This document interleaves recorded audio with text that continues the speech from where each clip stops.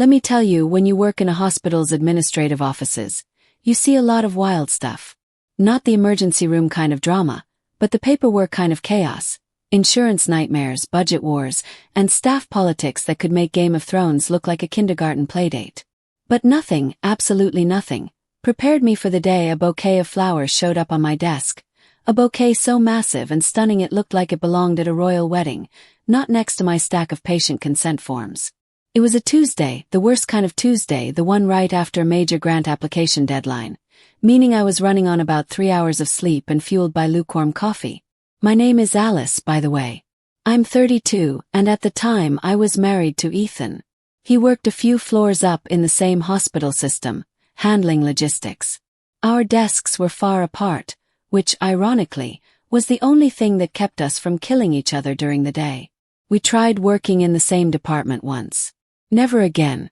Around 10:30 a.m., just as I was deep diving into a particularly nasty spreadsheet error, the hospital's internal courier, a sweet, elderly man named Mr. Henderson who always smells faintly of peppermint, wheeled a trolley over.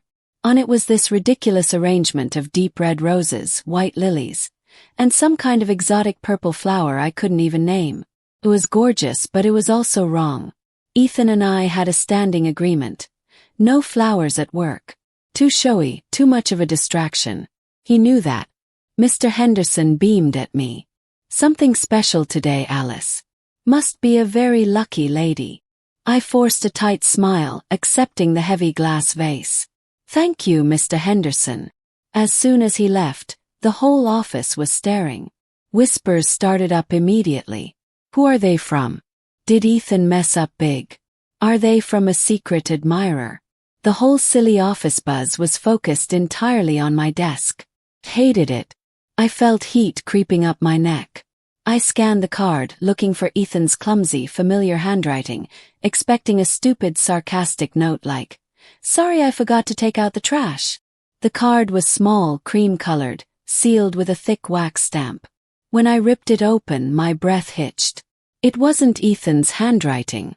It was a precise, elegant script like something out of a period drama, and the message hit me like a physical punch to the gut. He promised me forever. Keep him. Just 6 words. No name. No signature. Nothing but those devastating, concise words, followed by the single most damning emoji. Bouquet. The same flowers sitting on my desk. The silence in my head was deafening. My world narrowed down to the card, the vibrant, mocking flowers, and the sudden, sickening realization that this wasn't a mistake. This was a message. This was a declaration of war from another woman. My husband's female coworker, the very phrase I'd probably dismissed 100 times, was real, and she was bold enough to send a threat to my office. My first instinct was raw, hot panic.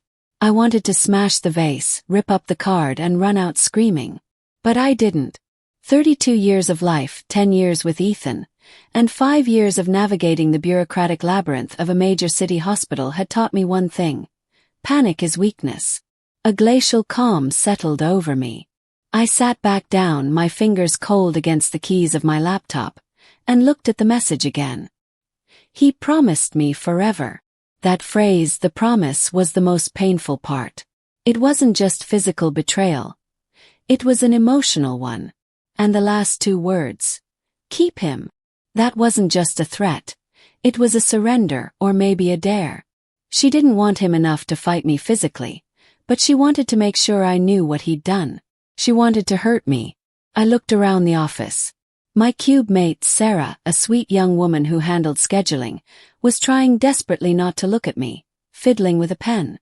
Across the way, old Mr. Jenkins was definitely pretending to be asleep, which meant he was listening to everything. I picked up the card, my hand steady now, and pulled out my phone. I didn't text Ethan. I didn't call him. I didn't even go to the bathroom to cry. Crying was for later, maybe never. This was a professional environment, and if Ethan had chosen to endanger our marriage, I would respond with the most cold, clinical professionalism I possessed. I took a high-resolution photo of the card, making sure the expensive, embossed paper and the damning script were perfectly clear. I didn't reply to the sender, whoever she was. I didn't need to. Her message was intended for me, but its true power lay in who else saw it.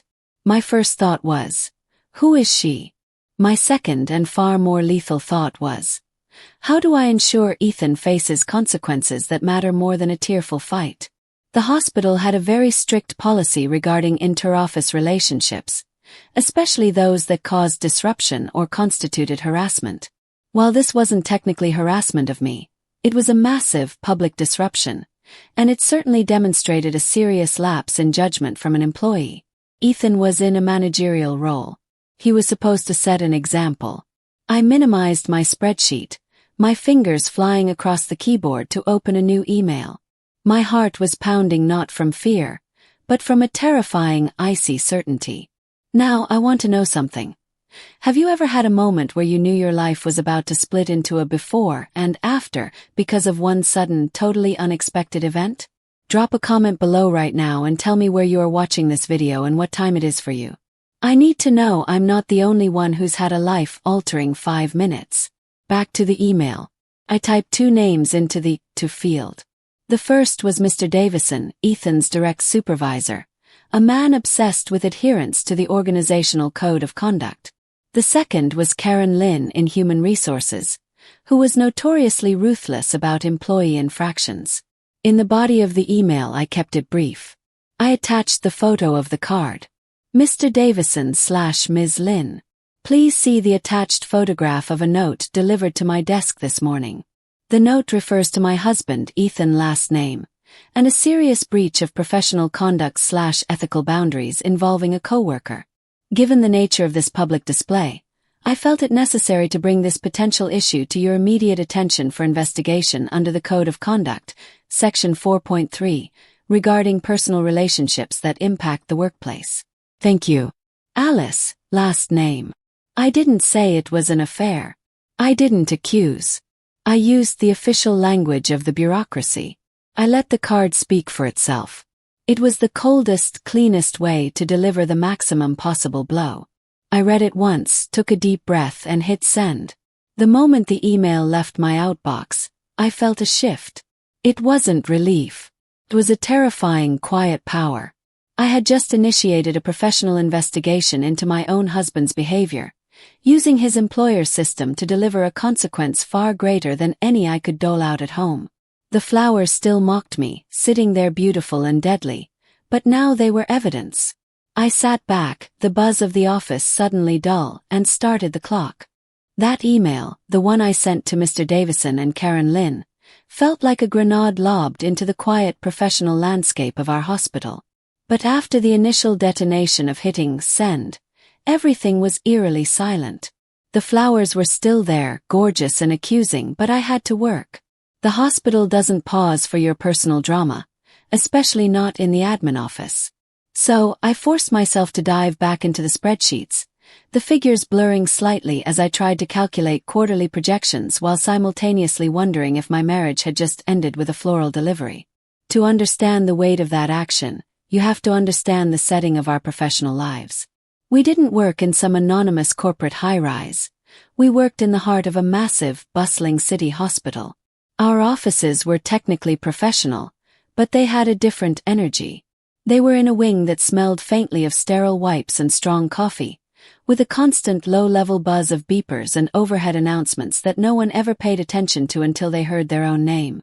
It's a stressful, high-stakes environment where everything is urgent, and everyone is under pressure. This is a place where small mistakes cost money, and big ones cost lives. That pressure cooker environment makes people rely on routine, and Ethan and I had a very strict, shared routine. I'm Alice, remember. I handle logistics and data analysis for the surgical planning department. My job involves making sure the right equipment is in the right place at the right time. It's all about precision. Ethan, a few floors up, was in supply chain management. He was responsible for the hundreds of millions of dollars worth of supplies the hospital needed. His role required extreme trust and discretion. That's why involving HR and his boss was such a devastating tactical move. It wasn't about anger anymore. It was about professional failure, which, in his world, was far worse than emotional failure. In a normal marriage, one might have sent a furious text, or gone straight upstairs to confront him.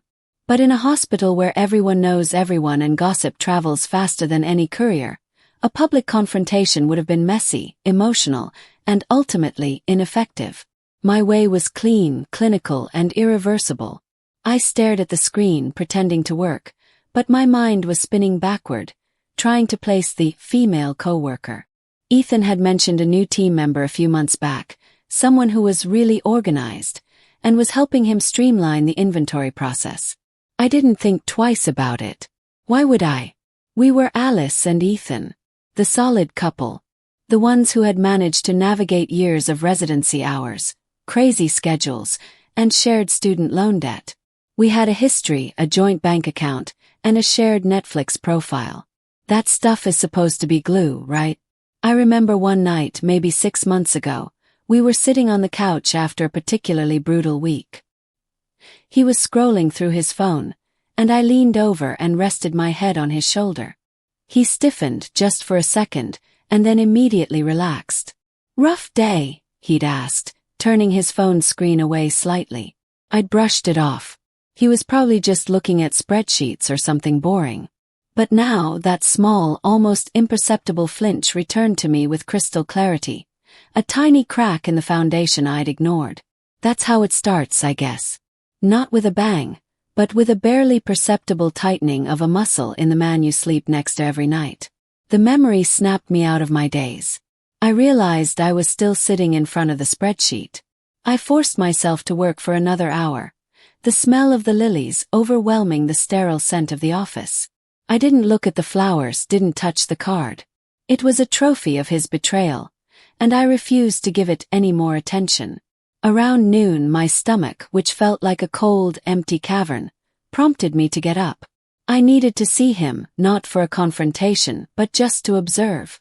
I needed to confirm that the man who ate his bland hospital lunch with a plastic fork, the man who complained about traffic, was the same man who had inspired a declaration of "he promised me forever." Ethan's office was on the 8th floor, and mine was on the 6th. The hospital has this weird, labyrinthine system of stairs and elevators, but there's a small, rarely used stairwell right behind the cafeteria that connects our 2 floors directly.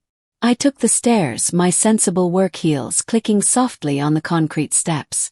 When I got to his floor, I kept my pace casual, walking down the long corridor toward the break room where he usually ate. The 8th floor was quieter, dominated by cubicles and conference rooms. As I passed his office, I glanced in. His door was open, and he was sitting at his desk. He was scrolling on his phone, a tiny, tense smile on his face, the kind you wear when you're reading something personal and slightly illicit. He looked up, sensing my presence maybe, and his smile immediately dropped. He quickly pocketed his phone, a reflex action that was far more damning than any text message I could have read. "Alice."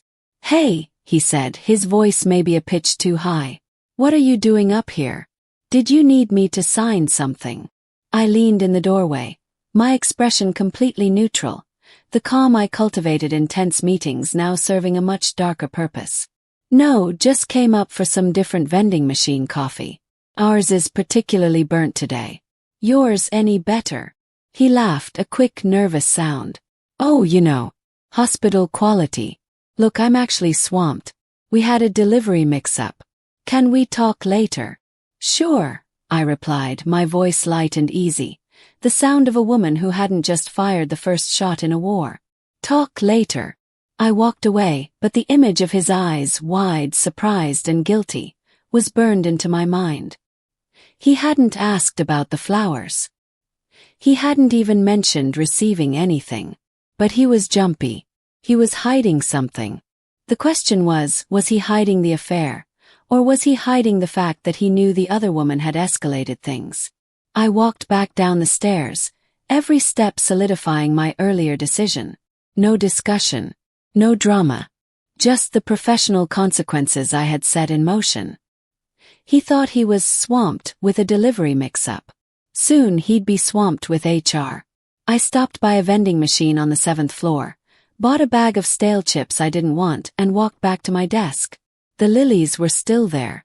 I opened my computer and found the original email I had sent to Mr. Davison and Karen Lynn. It was still unread by them, but I knew they were busy. I just had to wait. Wait for the wheels of bureaucracy to turn. And in the hospital those wheels were slow, but they were also incredibly heavy and destructive once they started moving. I spent the rest of that afternoon in a cold, quiet daze. The beautiful, treacherous bouquet sat 3 feet away, a fragrant monument to my collapsing marriage, while I meticulously checked and rechecked datasets. The contrast was absurd. The high-stakes life-or-death efficiency of the hospital set against the utterly messy soap opera drama playing out on my own desk. My mind kept circling back to Ethan. Not the guilty man I'd just seen, but the Ethan of a few years ago. The one who brought me stale donuts from the cafeteria at 2 a.m. when I was pulling an all-nighter. The one who, during my mother's illness, had managed all the logistics of her care without me even asking. We weren't just married. We were battle buddies in the stressful world of hospital administration. We were a team. That emotional connection, that memory of reliance, was what made the card. He promised me forever. Keep him. Feel like such poison. The keep him part wasn't a casual dismissal. It was a deep cut. It implied that he was a prize and that she, the female coworker, had already claimed the emotional core of him, leaving me with the administrative burden, the shell. It was a power play, and it absolutely infuriated me. The silence from his boss, Mr. Davison, and HR's Karen Lynn was agonizing. I kept refreshing my email, waiting for a reply, a notification, anything. The bureaucratic machine was apparently taking its time to digest the news of my husband's infidelity.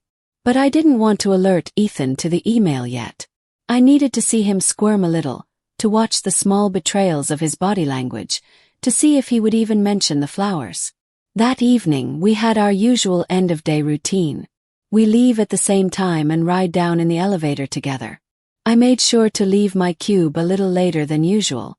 When I finally walked out, the sight that greeted me was Ethan waiting patiently by the elevators on my floor. He had never done that before. Usually we met at the parking garage entrance. He tried for a smile that didn't quite reach his eyes. "Hey Alice. Rough one, huh? Budget reviews are killing me." I nodded, keeping my gaze steady. The massive bouquet was still sitting on my desk, impossible to miss, even from the elevator banks. "Yeah, standard Tuesday." As we walked past my desk, he finally saw the flowers. He stopped dead. His face, which had been a mask of carefully constructed normalcy, completely collapsed.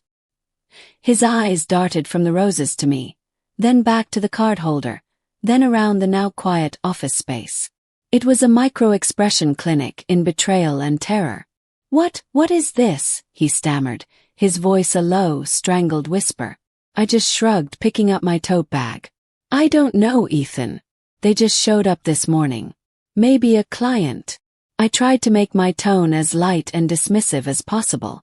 I was a terrible actress, but the suddenness of the discovery seemed to have paralyzed his ability to scrutinize me. He walked closer to the desk, his hand hovering over the lilies. "No. No client sends this. Did you look at the card?" "Oh yeah. Opened it. Was weird. No signature, just some kind of cryptic inside joke, I guess.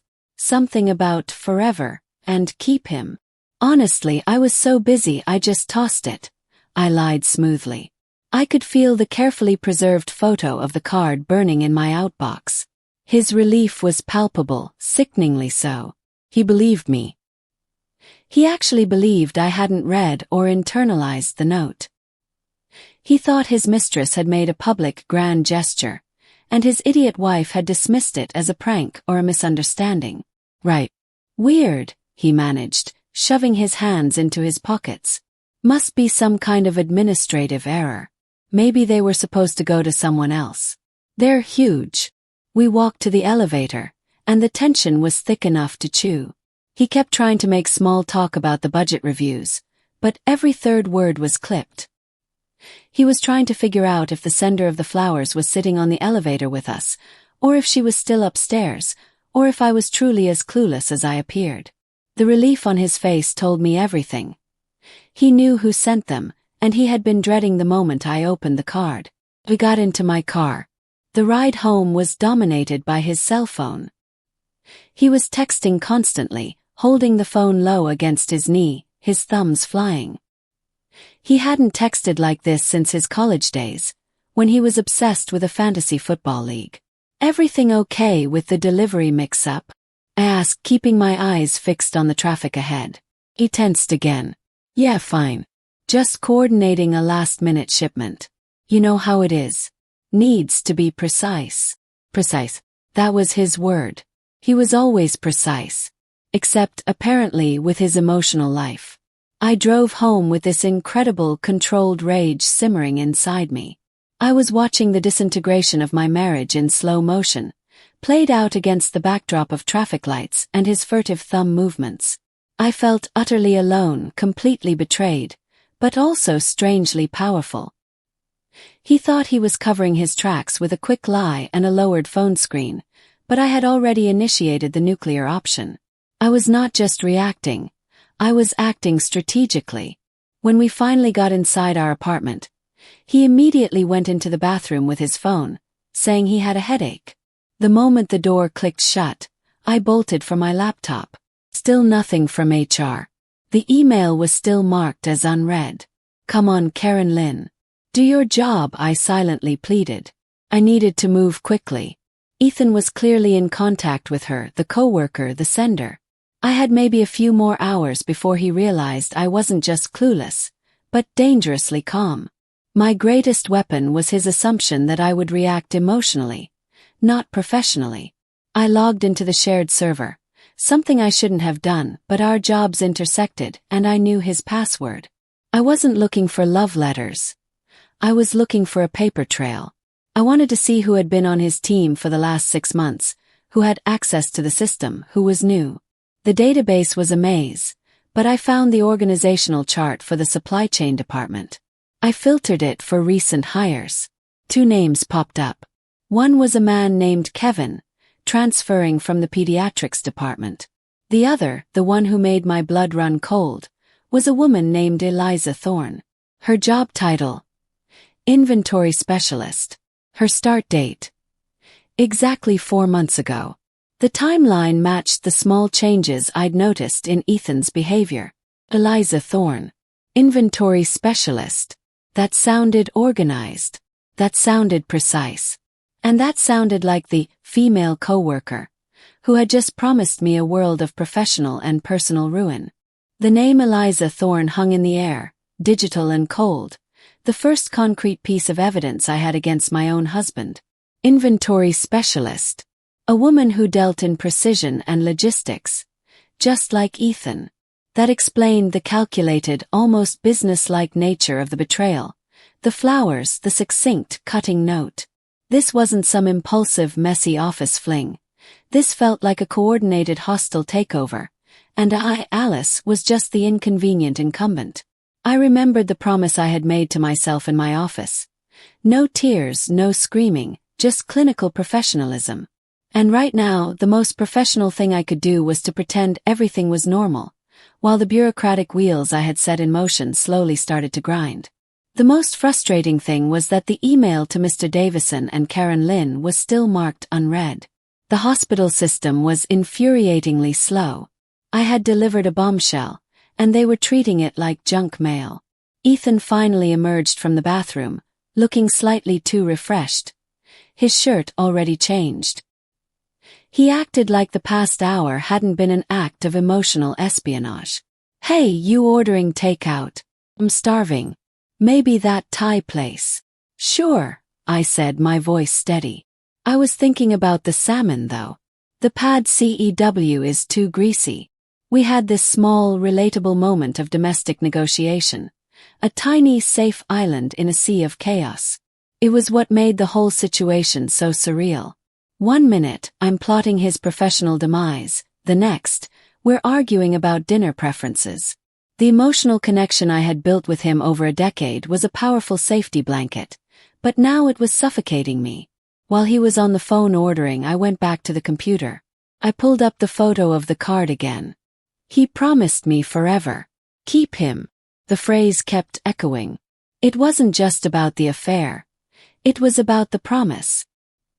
He hadn't just been sleeping with her. He had been feeding her a future. That's what stung the most, the theft of my future, the promise he had already made to me in front of our families, now being handed out like a free sample.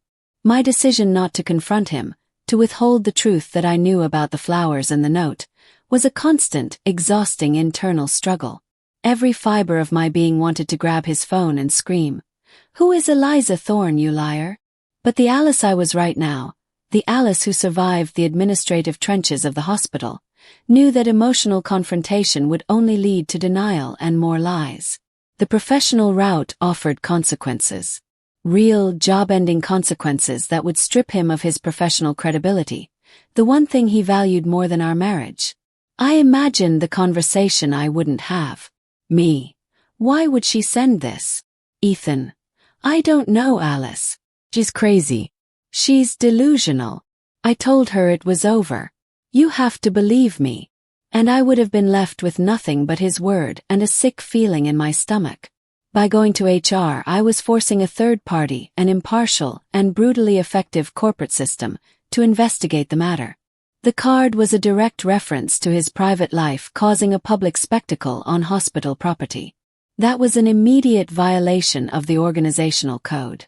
While Ethan was waiting for the delivery, pacing our tiny living room and intermittently checking his phone, I finally got the notification I was waiting for.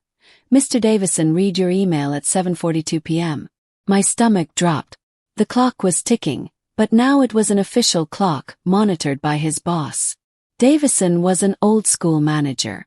He hated scandal and loved paperwork. He would not let this sit. I immediately went to my email drafts and started composing a follow-up, but stopped myself. Patience, Alice. Overplaying my hand would make me look hysterical, like the jilted wife trying to cause trouble.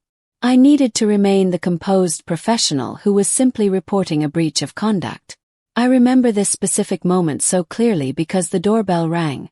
The Thai food was here. We ate in strained silence. Ethan kept trying to talk about a documentary he'd watched, but his eyes kept flicking to his phone. He probably thought I was just sad about the weird flowers and was trying to distract me. He didn't realize he was eating his last calm meal as an employed man. After dinner, I made an excuse to stay up late, saying I had to finish a time-sensitive report. Ethan went to bed, claiming exhaustion. I waited 10 minutes, until I heard his rhythmic, familiar breathing. Then I grabbed his work laptop from his briefcase. Yes, I knew that password too, and went into the spare bedroom. I wasn't looking for graphic messages. I was looking for patterns, for money trails, for anything that could solidify the professional case. And there it was, in his work-shared calendar. 2 recurring lunch meetings every Friday for the last 3 months, titled simply, Inventory Strategy Review, ER. ER stood for the Emergency Room Supply Cabinet Project, a complex, high-priority task. But why would he need a weekly, private, off-site strategy review for an inventory project? And why only with one other person? I cross-referenced the meeting invites. The only invitee was Eliza Thorne. The realization hit me. Not only were they having an affair, but they were using hospital time and resources to facilitate it. They were exploiting a high-stakes inventory review project to cover their private rendezvous. In the ethical and professional world of the hospital, this was not just an affair. It was a misappropriation of resources and a serious breach of trust. This information didn't just support the card. It upgraded the entire case from personal scandal to professional misconduct. That was the fuel I needed. I didn't just have a card. I had a paper trail. I could prove that the disruption caused by the card was merely the visible symptom of a far deeper, system-level violation. I knew Karen Lynn in HR would appreciate that level of detail. She didn't care about feelings, she cared about policy. And this was a goldmine of policy violations. I went back to my email and finally drafted the perfect, measured, and devastating follow-up to Mr. Davison and Karen Lynn, but I waited to send it. I wanted them to digest the initial bombshell first. The rising tension was almost unbearable. I had set a trap, and my husband was still wandering around in the dark, completely unaware that his life was about to be officially shut down. The calm I was projecting was becoming exhausting, a brittle shell protecting a core of icy certainty. Ethan was asleep in the next room, having unknowingly eaten his last stress-free meal, while I, Alice, sat in the glow of his work laptop, the details of his betrayal illuminated on the screen. The discovery of the weekly Inventory Strategy Review with Eliza Thorne was the turning point from suspicion to absolute certainty, and more importantly, it was the key to unlocking the professional consequences I craved. The following morning felt like a scene from a thriller movie. I was moving through our apartment with the hyper-awareness of a spy. I made coffee, but I didn't drink any. I was already running on pure adrenaline and the cold satisfaction of knowing the clock was ticking down to zero for Ethan's career. He woke up, kissed me on the cheek, a casual, distracted gesture that felt like a violation, and started his day as if nothing was wrong. He even commented on how fragrant the office must smell with the massive bouquet on my desk. "Maybe I should get you some nicer flowers," he joked, entirely missing the irony. "Maybe you should," I replied, my voice dangerously even. I got to the hospital early, before most of the staff. The first thing I did was walk past my desk. The roses and lilies were still there, looking slightly less vibrant but still drawing the eye. The card was gone, tucked safely into my professional binder as evidence. I logged into my email. Still no reply from Mr. Davison or Karen Lynn. They were probably in an early morning meeting, meticulously reviewing the hospital's policy on personal conduct and workplace disruption. The wheels of bureaucracy turned slowly, but they grind exceedingly fine. I spent the first hour observing. I didn't go up to Ethan's floor. I watched his habits, his movements, the small things that had suddenly taken on monumental significance. I noticed he was now taking his personal phone to the bathroom every single time. He used to leave it charging on his desk. This new, frantic secrecy was a screaming confirmation of his guilt. My immediate internal conflict wasn't about the marriage anymore. That felt like a done deal, settled by a florist. The new conflict was focused on who else might be involved in this Inventory Strategy Review cover story. Was Eliza Thorne the only female coworker? Or were there others? Was this a one-off mistake, or was this a pattern? I decided to do some subtle, low-stakes investigation on my own floor. I needed to keep my mind busy, and paranoia is a powerful motivator.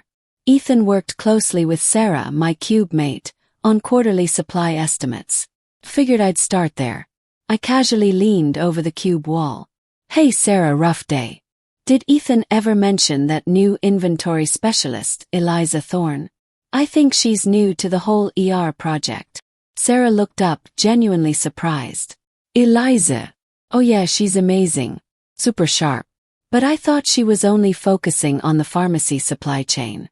Why would she be on the project too? That's what Ethan usually handles alone." A secondary conflict. A misunderstanding I hadn't even considered. Sarah's innocent comment completely undermined Ethan's professional cover story. If Eliza was primarily focused on the pharmacy, why the weekly off-site meetings about the It was a glaring hole in his carefully constructed narrative. The plot thickened not with another mistress, but with a potential professional conspiracy. Then my mind drifted to Dr. Lena Chen, a surgical director who sometimes worked with Ethan on equipment procurement. Dr. Chen was known for being intense and having zero patience for incompetence. She was often referred to as the General. Could she be the sender, or perhaps an accomplice? I walked down the hall and found Dr. Chen filing reports near the break room. "Good morning, Dr. Chen," I said, forcing a cheerful tone. "Quick question. Did you get a look at the massive flower arrangement on my desk? Bit excessive for a Tuesday, right?" Dr. Chen barely looked up from her clipboard. Her expression was all business. "Flowers. Didn't notice. I deal with scalpels and spreadsheets, Alice, not botany. Honestly, some people in this hospital spend too much time worrying about appearances. Now, if you'll excuse me, I have 3 surgeries scheduled before lunch." Her reaction was perfect. It was a complete dismissal, the absolute opposite of the dramatic gesture the sender intended. Dr. Chen was too busy, too professional, and too direct to engage in something as passive-aggressive as an anonymous flower delivery. I immediately crossed her off my list of suspects. She was too pragmatic to be the author of such romantic, cutting prose. The investigation brought me back to Eliza Thorne. She was the only viable suspect. She was his coworker, his secret calendar entry, and now likely the one who was also helping him construct a professional lie. I returned to my desk, my mind spinning. The rising tension was almost unbearable. Ethan was upstairs, still oblivious to the precise, devastating chain of events I had started. I opened my email and saw that Karen Lynn had finally opened the message. The notification popped up. Karen Lynn is typing. I held my breath. This was it. The moment I had been waiting for. The bureaucracy was waking up. I watched the screen, my heart pounding a steady, professional rhythm against my ribs. I received a brief clinical email. Alice, last name. Thank you for bringing this matter to our attention. HR is in communication with Mr. Davison and is initiating a preliminary internal review process to assess potential code of conduct breaches. We will follow up with you if we require further testimony or documentation. Sincerely, Karen Lynn, Director of HR. No emotion, no judgment, just cold, hard corporate language. That was exactly what I wanted. She hadn't asked for more information. She had simply confirmed the investigation was officially underway. Now, the official hospital resources, the investigative power, the policy enforcement, the disciplinary process, were fully engaged. My silent, cold confrontation was about to become very loud and very public for Ethan. The confirmation email from Karen Lynn was the professional equivalent of the starting gun. The investigation was officially active. From that point on, my focus shifted from gathering evidence to observing the fallout. I, Alice, the quiet data analyst, was now the orchestrator of a professional downfall, and my husband, Ethan, was still upstairs, completely unaware that his career was sitting on a ticking time bomb. My decision to report the card to HR, rather than have a tearful confrontation, continued to be my moral anchor. If I had talked to him, I would have gotten a story, a plea, and probably a manipulative attempt to get me to cover for him. By going to the highest levels of management, I ensured the focus would be on his professional conduct and the violation of trust, not just on our personal heartbreak. The stakes were high in a hospital environment. Any breach of the code of conduct that suggested poor judgment or misuse of resources could be career-ending. I spent the next few hours working with an almost supernatural calm. I was meticulous, efficient, and outwardly undisturbed, which only added to the unsettling atmosphere around my desk.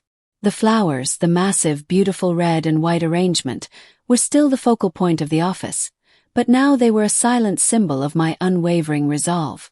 I thought about the sheer audacity of the woman, Eliza Thorne, to send them here. It was a massive risk, a desperate, dramatic move that completely underestimated my capacity for cold, strategic retaliation. She thought she was hurting me emotionally. She failed to realize she was handing me the perfect, documented evidence of a workplace disruption. Around midday, I noticed a subtle shift in the air. People on my floor were taking longer walks down the hall, and their whispering was less about the flowers and more about a general air of tension. The hospital grapevine, that incredibly efficient, mostly malicious network, was starting to hum. Someone somewhere knew something. I didn't see Ethan all day. That was unusual. He usually came down for a quick hello, or to grab a ridiculously overpriced bottle of water from the lobby cafe. Not today. He was likely hunkered down, frantically trying to communicate with Eliza and cover their tracks, completely consumed by the delivery mix-up he had lied about and the inventory strategy review cover story. I took the opportunity during my lunch break to implement a secondary, more personalized challenge for Ethan, to gauge the depth of his anxiety. I knew he had a major presentation for the hospital board the next morning regarding the Q3 supply budget, a presentation he had been stressing over for weeks. This presentation required a specific, hard-to-get data set from my department that was technically only accessible with a special administrative code, which I controlled. I drafted a brief email to him. Ethan, I noticed you haven't pulled the final Q3 variance data. I reset the access code for security purposes this morning. It's now 100,411. Let me know if you have any issues accessing it. Alice. The code, 100411, was actually the date of our first anniversary. It was a small, cruel, completely non-professional detail woven into a professional communication. It was a test. Would he even notice the significance of the number? Would the guilt be so consuming that he saw the number and instantly knew I was aware? Or would he just see a code and move on, proving how thoroughly disconnected he was? I sent the email and then waited. The response was almost immediate. Got it. Thanks, Alice. Really busy day. Appreciate the quick response. Short. Professional. No mention of the significance of the code. He hadn't seen the clue. He hadn't noticed the knife I had twisted just slightly. He was so consumed by the logistics of the cover-up and his professional worries that the emotional stakes of our marriage were completely invisible to him. The betrayal wasn't just physical. It was an emotional erasure. He was treating me like a helpful administrative assistant, not his wife. The indifference was almost worse than the affair itself. This lack of acknowledgement solidified my decision to push forward. The man who could ignore the date of our anniversary embedded in a data code was not a man worth saving. Later that afternoon, a key piece of rising tension appeared in my inbox. An email from Mr. Davison, Ethan's boss. It wasn't a reply to me, but a meeting invite sent to Ethan, copied to Karen Lynn, HR, and myself. Subject: Mandatory Inventory Review Follow-up Attendees. Ethan last name, Karen Lynn, Alice last name, Mr. Davison. Time, 4 p.m. Conference Room B. Note: Please ensure all relevant documentation regarding supply chain conduct is brought to this meeting. They were calling him in. They were moving fast. The bureaucracy had finally digested the bomb I had dropped. But why was I invited? Was I required to provide testimony? Or was it to ensure that the process was transparent to me, the aggrieved spouse? I didn't pause to worry. I just accepted the meeting invite. It was 4 o'clock. 2 hours until the meeting and 1 hour until the end of the workday. I was about to watch the consequence of my tactical decision play out in real time. I spent the next 2 hours meticulously organizing my desk, creating the illusion of a woman entirely unconcerned with the impending drama. I placed the massive bouquet next to the shredder, as if it were simply too bulky to keep on the desk anymore, not wanting to give it a starring role in the final hours of my husband's professional life. The waiting was the hardest part. I knew Ethan would see the invite, see my name, and realize the depth of the trap. He would know at that exact moment that I was not the clueless wife he assumed me to be, but the professional who had weaponized his secret against him. I just needed to wait for him to arrive at the meeting and face the facts. The office was too public, the hospital too contained. The consequences had to be delivered in a private, professional setting. The email with the mandatory meeting invite was the pivot point. Ethan would have seen it by now. He would have seen his boss, Mr. Davison, Karen Lynn from HR, and most damningly, Alice. His wife, the supposed clueless administrative assistant, all listed as mandatory attendees at 4 p.m. The professional stakes suddenly dwarfed the personal ones. His guilt, which he'd managed to cloak in professional distraction, was about to be laid bare on a conference room table. The agonizing wait began. It was the moment I had wrestled with morally. I asked myself, Alice, is this the right thing to do? To use your access, your professional standing, to deliver a blow that goes beyond the personal betrayal? And the answer, cold and clear, was yes. He didn't just break our vows. He compromised his professional integrity. He used hospital time and resources, the sacred trust of a healthcare organization, to cover his infidelity. That wasn't just my husband lying to me. That was a managerial lapse that could affect patient care, even indirectly, through compromised focus and questionable use of the inventory strategy review. My ethical dilemma was resolved by focusing on the professionalism I cherished, and the standards he had so carelessly discarded. I decided to take my time getting to conference room B. I wanted to make an entrance, not a hurried arrival. I packed my small briefcase with my planner, a notepad, and the physical card with the handwriting, the undeniable evidence. I walked past the massive bouquet one last time. It had been the catalyst, the spark, and now it was just a centerpiece for a tragedy. As I approached the 4 p.m. meeting, I could feel the atmosphere change. The 8th floor, where the management offices were, always had a palpable sense of muted intensity, but today it was different. It was heavy, silent, and charged with anticipation. I pushed open the door to conference room B. The scene inside was exactly as I had pictured it, a cold, stark representation of institutional power. Mr. Davison sat at the head of the long mahogany table, his face a granite mask of displeasure.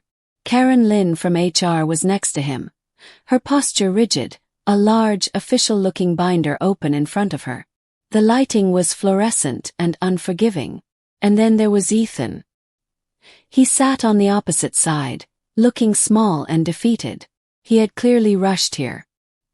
His shirt was slightly rumpled, and his hair was messy, as if he'd been running his hands through it. When he looked up and saw me, the look in his eyes was a mixture of pure terror and disbelief.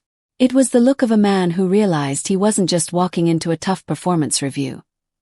He was walking into a professional inquiry orchestrated by his own wife.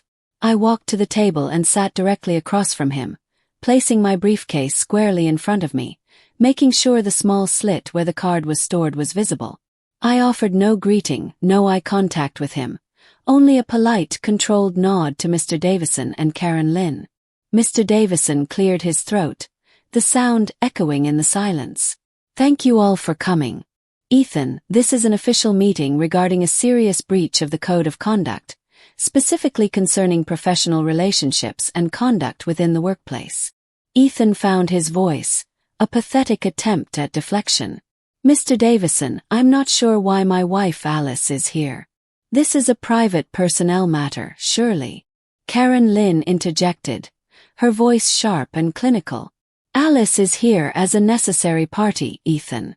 The disruptive nature of the communication sent to her desk directly impacts the professional conduct of this office and potentially exposes the hospital to external scrutiny. Alice is here to ensure full transparency and provide context." She then looked directly at me. "Alice, can you briefly confirm the events surrounding the flower delivery this morning?" I opened my mouth, but the words felt too simple, too emotional. Instead, I reached into my briefcase, pulled out the cream-colored card, and slid it across the table toward Mr. Davison. It stopped right next to Karen Lynn's massive binder. "The note is self-explanatory, Ms. Lynn," I said, my voice steady, betraying none of the years of history I shared with the man across the table. "A massive flower arrangement was delivered to my desk this morning, intended to disrupt the workplace and containing this written threat or declaration that refers to my husband's promise of forever to an unidentified female coworker. I reported it immediately as a breach of conduct. It's a clear violation of Section 4.3 regarding professional behavior." Ethan's face went white. He knew then that I hadn't just ignored the note. I had weaponized it. Mr. Davison picked up the card, read the 6 words. "He promised me forever. Keep him." And his face darkened further. He set the card down with a heavy sigh that conveyed months of paperwork. "Ethan," he said, his voice quiet but deadly, "we have checked your recent calendar entries. The weekly recurring off-site inventory strategy review, meetings with Eliza Thorne. These were not documented in official meeting notes, nor were they held on hospital grounds. Can you explain the professional necessity of these secret meetings? And what is the nature of your relationship with Ms. Thorne?" The rising tension had reached its peak. The card had led to the meeting, and the meeting had led directly to the digital trail I had uncovered. The full, cold calculation of my strategy had been realized. Ethan was caught in a perfect professional trap. The air in conference room B was thick and cold. Ethan, cornered by his boss, the head of HR, and his own wife, who had just proven herself a cold-blooded administrative assassin, finally broke. The meetings were. They were about optimizing the new supply chain software, Ethan stammered, his eyes darting frantically between the three of us, avoiding mine most of all. The ER project is huge, Mr. Davison. It requires off-site focus. We chose to meet at a cafe sometimes. It was more productive than the hospital's break room. His voice was thin, reedy, a terrible lie built on a foundation of professional necessity. He was trying to pivot back to his professional integrity, attempting to minimize the affair as an incidental detail of his dedication to the job. Karen Lynn leaned forward, her expression unreadable. A cafe, Ethan. The code of conduct is very clear on professional boundaries. And this card, Ethan. He promised me forever. Keep him. Was delivered to your wife's desk, causing public disruption and emotional distress. It points to a deep, serious breach of these boundaries, one that suggests you leveraged your managerial position and hospital projects to facilitate a personal relationship. Ethan looked at me then, truly looked at me. Not with the anxious, guilty look from the night before, but with a dawning horror. He finally understood the gravity of the situation. He realized I wasn't there to yell about the affair. I was there to provide context for his professional misconduct. Alice, please, he whispered, his voice cracking. This is ridiculous. It's a huge misunderstanding. This is not how this is supposed to happen. This is exactly how it happens, Ethan. I cut in, my voice calm and low. When your private life causes a public, documented disruption in the workplace. I simply reported the facts. I felt that familiar, cold surge of power. He had chosen to play the game dirty, and I was playing it clinically. Mr. Davison intervened, placing his hands flat on the table. Ethan, we are less concerned with the personal relationship and far more concerned with the abuse of hospital resources and the documented professional risk this creates. Your role requires absolute trust. We need an honest account. Was this relationship professional, or was it romantic? The silence stretched, agonizing and complete. Ethan looked down at the mahogany table, then back up at the ceiling, trying to find an escape route. He looked utterly defeated. It started professionally, he mumbled, the confession sounding hollow. But yes, it became romantic. But it had nothing to do with the hospital, not really. Not really. Karen Lynn scoffed, a tiny chilling sound. You used weekly hospital time, disguised on your calendar as inventory strategy review, to meet her. You compromised the integrity of the supply chain project, a high-priority task, to cover up your personal activities. That is a misappropriation of time and resources, Ethan. It's a breach of fiduciary duty. That was the key. She hadn't said infidelity. She had said breach of fiduciary duty. That was a termination offense in a healthcare system. Mr. Davison didn't waste any time. He pushed a folder across the table toward Ethan. We are placing you on immediate administrative leave, pending a full HR and ethics investigation into professional misconduct and violation of the Code of Conduct. You are to clean out your desk immediately and turn over all hospital property.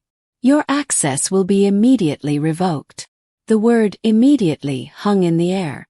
Ethan's entire professional world, the stable high-level career he had built over a decade, was being dismantled in a small, windowless room, not by a tearful wife, but by the cold mechanism of corporate justice. Ethan finally looked at me, his eyes full of a raw, wounded confusion. You did this, he accused, his voice shaking. You actually did this, Alice. You sent the card to his boss. I forwarded the evidence of your professional failure to your superiors. I corrected him, my expression unyielding. I didn't reply to her. I reported a breach of conduct. You were responsible for the failure. I knew in that moment that the ultimate humiliation for him was not that I knew he cheated, but that I had chosen his professional standing as the battlefield, and I had won with cold, administrative efficiency. Ethan stood up abruptly, knocking his chair slightly. "I need to call my lawyer." "That is your right, Ethan," Karen Lynn stated, closing her binder with a decisive snap. "But for the next steps, you will report to the security office. They will escort you to your desk for a final, supervised packing of personal items. Your access badge will be deactivated at 6 p.m. tonight." The meeting was over. It had lasted exactly 17 minutes. Ethan grabbed his jacket and stormed out of the conference room. I stayed seated, watching Mr. Davison and Karen Lynn gather their papers. The emotional storm I expected hadn't happened. I felt strangely hollow, but also profoundly justified. I had delivered the consequence, not the drama. I looked down at the chair Ethan had occupied. My husband, the man who promised me forever, was now being escorted by security. The trap was sprung, the professional consequence was delivered. I rose, nodded to the executives, and walked out of the conference room, back into the sterile silence of the hospital hallway, waiting for the final physical confirmation of the action I had taken. I left conference room feeling strangely weightless. The official part was done. Ethan was currently being processed by hospital security. His professional existence reduced to a termination meeting and a supervised box of desk items. I had achieved the most clean, devastating consequence possible, all thanks to a bouquet of mocking flowers. But the execution was not yet complete. I was waiting for the final, physical confirmation of the action I had taken. The moment his access badge stopped working, I didn't go back to my desk. The roses and lilies felt like a morbid joke now. Instead, I retreated to the staff lounge on a quiet floor, the one with a panoramic view of the city. I sat by the window, nursing a cup of tea that tasted like lukewarm metal, and just waited. The clock on my phone was the only thing that mattered. Karen Lynn had said, "Deactivated at 6 p.m. tonight." It was 5 p.m. I had an hour of agonizing, rising drama before the final curtain fell. I kept replaying the scene in conference room B. Ethan's shock when he saw me. His pathetic attempt to talk his way out of a breach of fiduciary duty. His accusation, "You did this." And my professional, clinical correction. "I forwarded the evidence of your professional failure to your superiors." The difference between those two statements was the difference between a ruined marriage and a ruined career, and I had ensured he lost both simultaneously. My phone vibrated. It was a text from Sarah, my sweet, easily rattled cubemate. "Sarah. OMG Alice, what is happening?" Security just walked Ethan out of his office with a box. He looked like he'd seen a ghost. "The rumors are insane. Are you okay?" I texted back. "Alice. I'm fine, Sarah. It was a serious breach of professional conduct. It's being handled by HR. See you tomorrow." I kept my response brief and professional, maintaining the narrative of the composed colleague. I couldn't afford to let my guard down yet, not when the full impact of my actions was still echoing through the hospital. The next hour was a slow-motion study in anxiety. Every time the lounge door opened, I expected to see Ethan, back from security, ready to explode with rage. But he didn't come. He was likely confined to the lobby, waiting for his final paperwork, stewing in the realization that his professional identity was gone. I thought about his female coworker, Eliza Thorne. What was happening to her? The internal investigation was surely looking at her calendar as well. Did she know the flowers had triggered this chain reaction? She had wanted to hurt me, but she had delivered the most fatal blow to the man she claimed to love, by exposing him to the professional consequences of his lies. She, too, had underestimated the cold, hard realities of a professional office. The hospital didn't care about their forever promise. It cared about policy adherence. As the minute hand swept toward 6 p.m., I finally decided where I needed to be. Not in a quiet lounge, but in the thick of it. I needed to witness the professional guillotine drop. I knew Ethan had one final mandatory stop after leaving security. The supply chain management offices on the 8th floor, just to retrieve one last set of files he'd need for the formal inquiry. To get into that specific restricted wing, he would have to use his access badge. I walked to the 8th floor. It was past business hours, and the lights were dimmed, giving the usually bustling hallway an empty, cavernous feel. I found a small alcove near the restricted access doors, pretending to look at a hospital directory. My heart was a frantic drum against my ribs. This was it. The final, dramatic point of no return. The elevator doors at the end of the hall opened. There was Ethan, alone, carrying a small cardboard box filled with things that were suddenly meaningless. A coffee mug, a picture of us. I noticed he placed it face down in the box, and a desktop calendar. He walked down the long linoleum hallway, his footsteps echoing in the silence. He looked beaten, his shoulders slumped. He paused directly in front of the restricted access reader, the one that controlled the main entry to the supply chain management offices, the kingdom he had ruled. He took his official hospital ID badge out of his wallet, the plastic card with his face and title, Manager, Supply Chain Logistics. He looked at it for a moment, then took a deep, shaking breath and swiped it across the sensor. The moment was agonizingly slow. There was the familiar thunk of the card hitting the reader, followed by a small, high-pitched, and absolutely final sound that I knew would haunt me forever. Beep, beep, beep. 3 sharp, definite tones, followed by the appearance of a small, red, unmistakable light on the panel. Access denied. It was an impersonal, bureaucratic rejection. It was the sound of his entire professional identity being erased by a computer program. His card, the key to his career, was now just a worthless piece of plastic. Ethan froze. He stood there for a full 20 seconds, staring at the red light, his hand still hovering over the reader, as if by sheer force of will he could change the system. He tried again. Beep, beep, beep. Access denied. He slowly lowered his hand, his box of possessions suddenly seeming too heavy to hold. He looked up the empty corridor, his eyes searching, desperate, maybe hoping to see Mr. Davison or Karen Lynn to beg for a chance. And that's when his eyes met mine, across the darkened, sterile distance of the hospital hallway. I had stepped fully out of the alcove. I didn't say anything. I didn't need to. The silent exchange said everything. I saw the rage, the profound loss, and the absolute understanding that I had orchestrated this final, public humiliation. He knew that the moment I forwarded that card, it was over. The access badge stopping working was the physical manifestation of the door slamming shut on the life we had built together. The silence that followed the access denied signal was absolute, broken only by the faint hum of the hospital ventilation system. Ethan and I stood across the dark hallway from each other, separated by the glowing red light of the card reader, which served as a silent, professional judge. He didn't shout, he didn't plead, he simply stood, defeated, holding the box of his suddenly irrelevant personal effects. The raw, wounded look in his eyes was something I'd never forget, the look of a man who realized the person he slept beside had delivered the most fatal professional blow possible. He finally spoke, his voice low and ragged, bouncing slightly off the empty corridor walls. You didn't even talk to me. You went straight to HR. I saw the card, Ethan. I saw the promise of forever. You lied to me for months and compromised your position here. What would talking to you have achieved? Better lie. A temporary reprieve. I chose to engage the system you breached.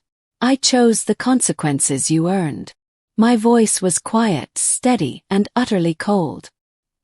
He took a step forward, the cardboard box shifting in his grip. It wasn't what you think. It wasn't just a fling.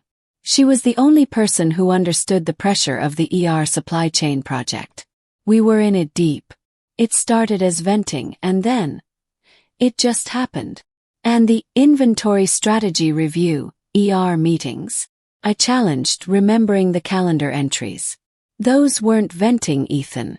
That was using hospital resources and time to facilitate your affair. That's why you're standing in an empty hallway with a revoked badge.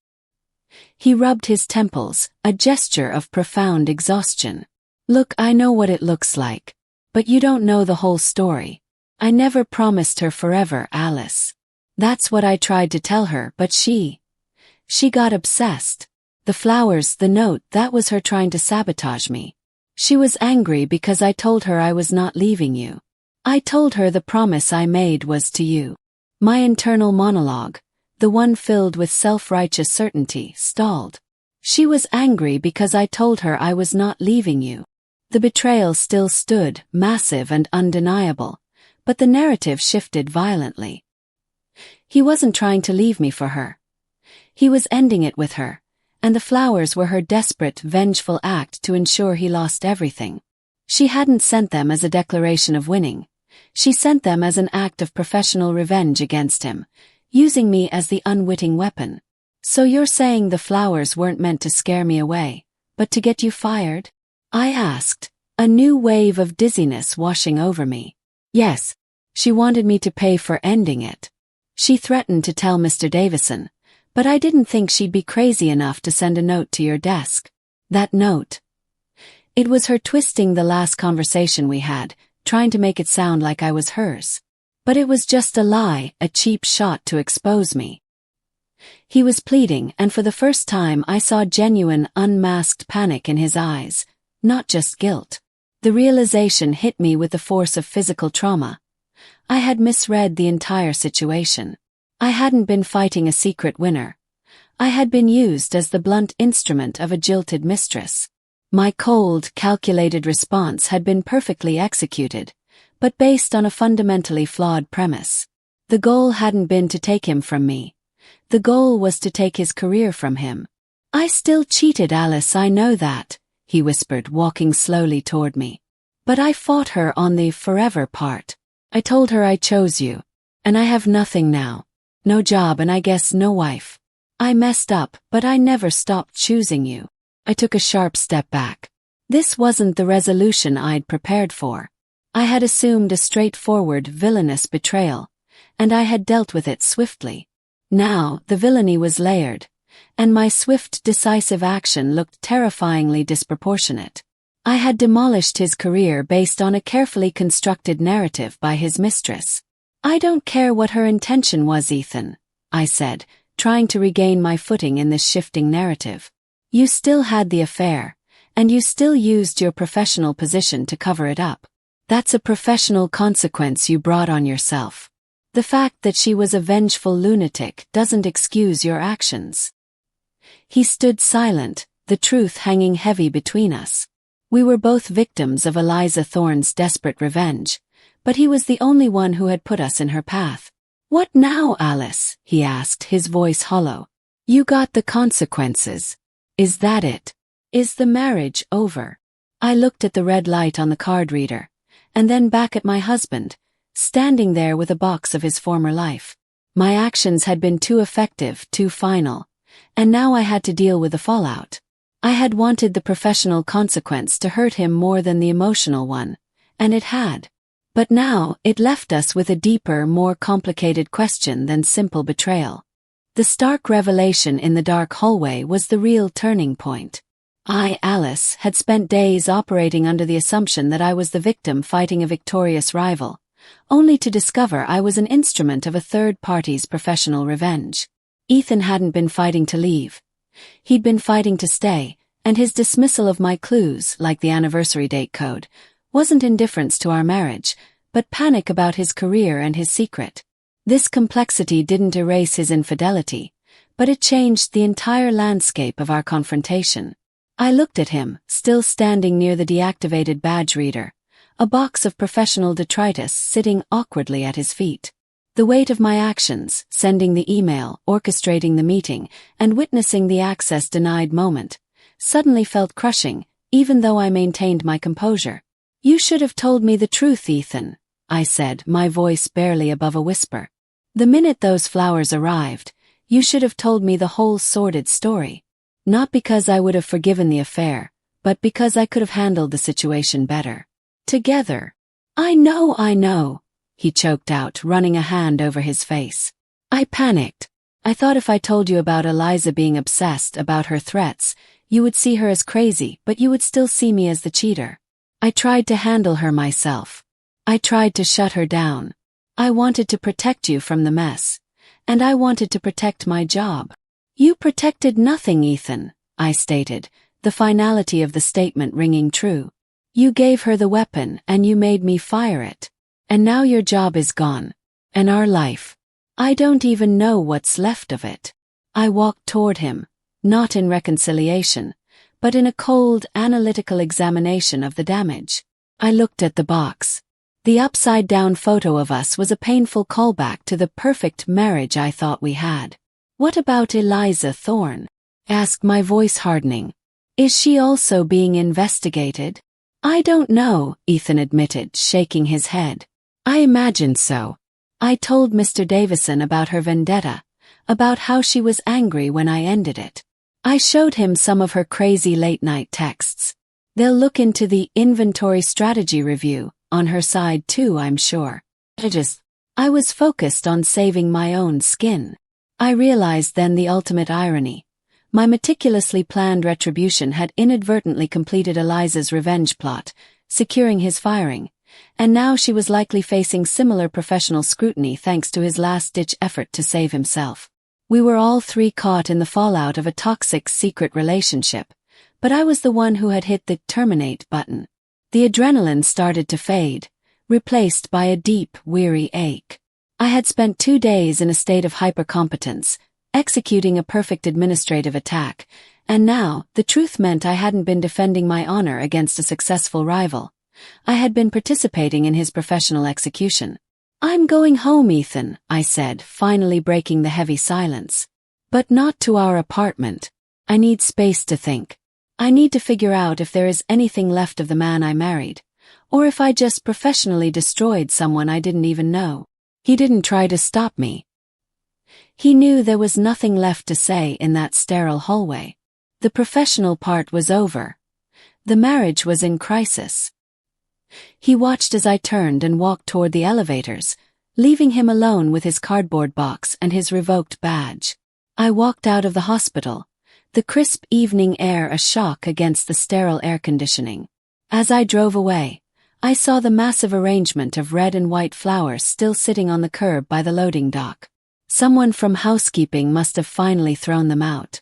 They were trash now, wilted and meaningless, but their purpose had been served. They had triggered a chain of events that ended one life and irrevocably changed mine. I checked into a hotel nearby.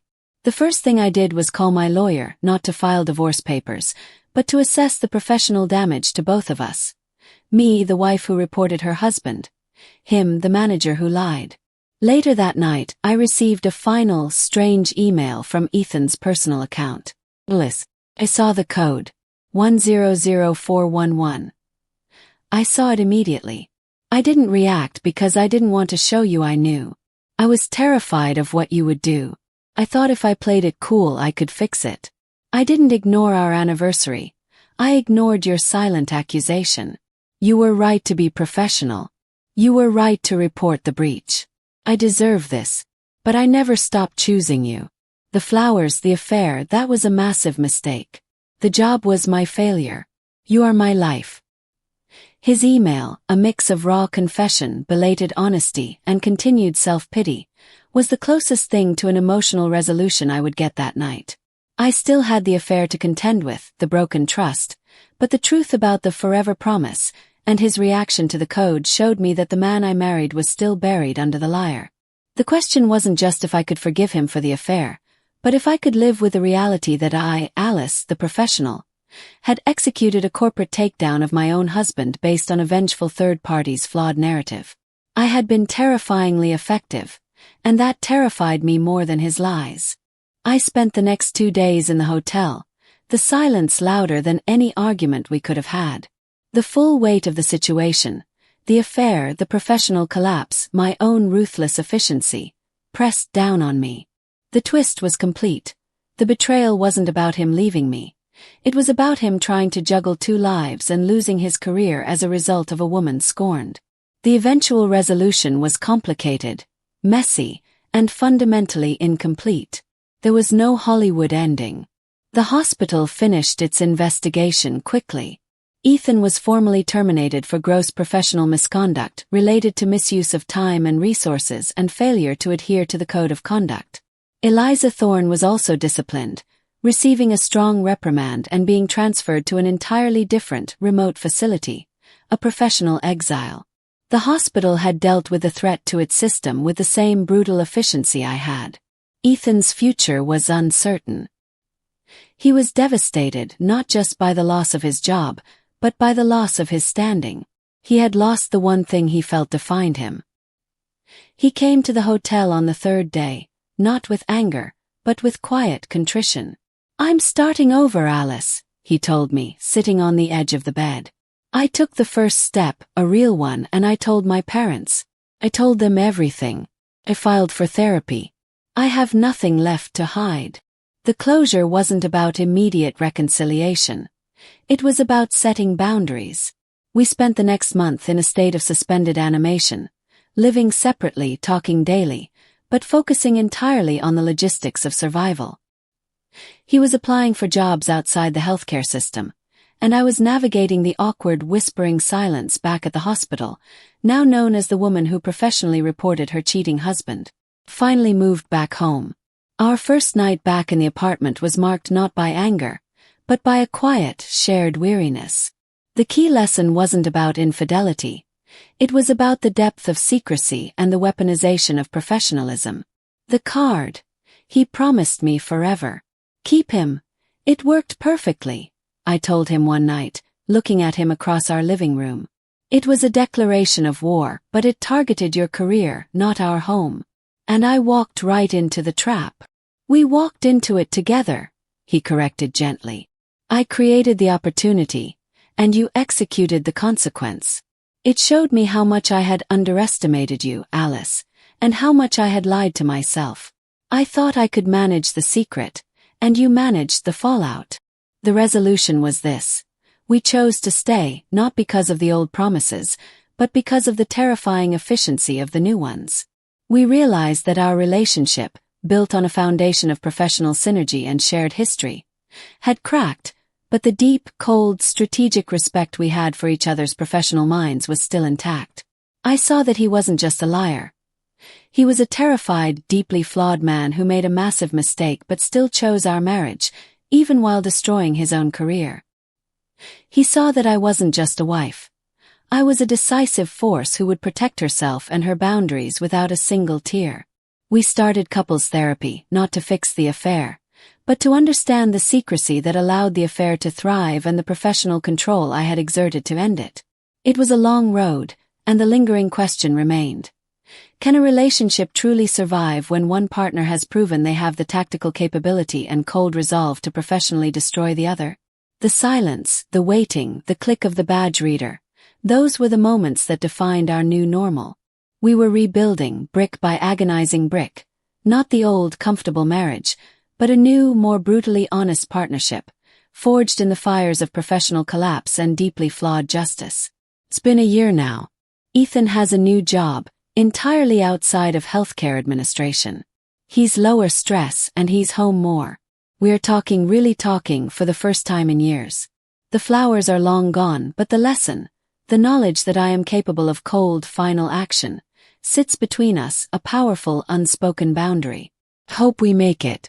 I hope you enjoyed this crazy story about a wife, a cheating husband, a vengeful coworker, and the one viral email that took down a career. If you liked this story, please like this video and subscribe for more insane long-form dramas. And let me know in the comments, if you were Alice, would you have pushed the send button?